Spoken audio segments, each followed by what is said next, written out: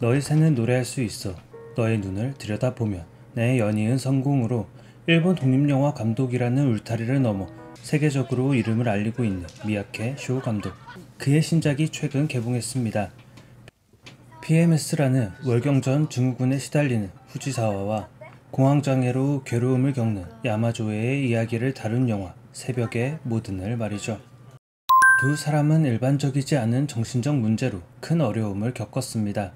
후지사와는 애써 들어간 회사에서 갑작스럽게 PMS 증상이 찾아옵니다. 큰 문제가 아님에도 상사를 쏘아붙였고 증상을 억제하기 위해 먹었던 약의 부작용 때문에 중요한 순간 잠들어 버리며 일을 그만두게 되죠.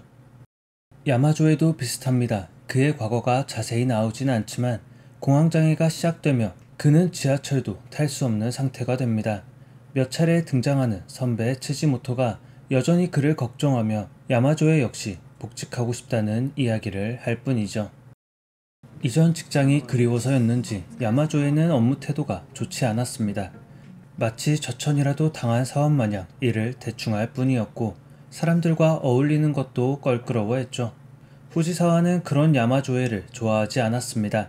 매번 농땡이를 피우는 그에게 호감이 생길 수가 없었죠.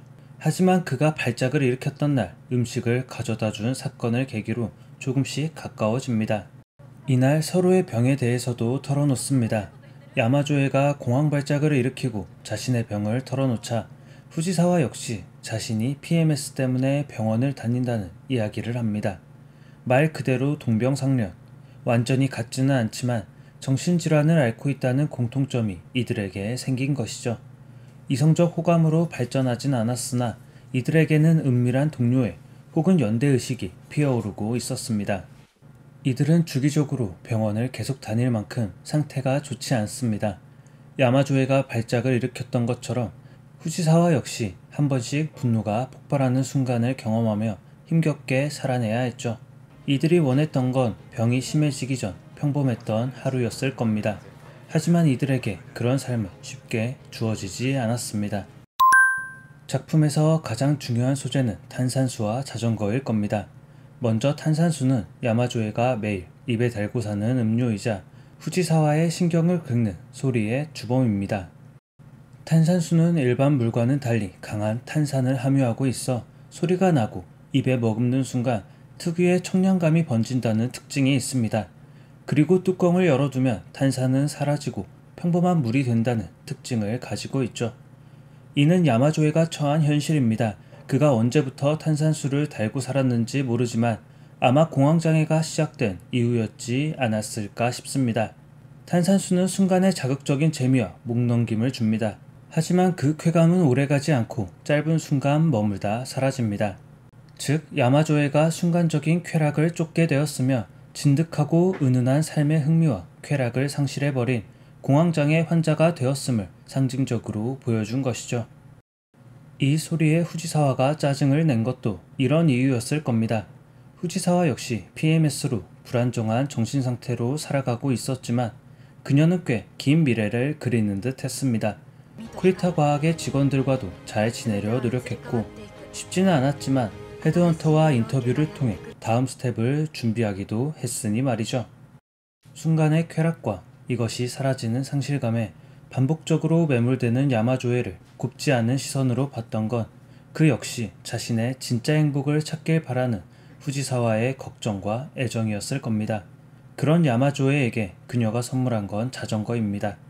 공황장애 이야기를 듣고 지하철을 탈 수 없는 그를 위해 가져다 준 것이죠. 이는 야마조에의 행동 반경을 넓히는데 큰 도움을 줍니다. 대중교통도 이용할 수 없던 그에게 열린 세계는 도보로 갈 수 있는 반경 몇 킬로미터가 전부였습니다. 그런 그에게 자전거를 선물함으로써 그가 멀리 가지는 못해도 옆 동네까지는 갈 수 있길 바랐던 거죠. 물론 자동차도 아니고 자전거 역시 사람이 직접 페달을 밟아야 하는 만큼 그의 세계가 이전과 판이하게 달라지진 못했을 겁니다.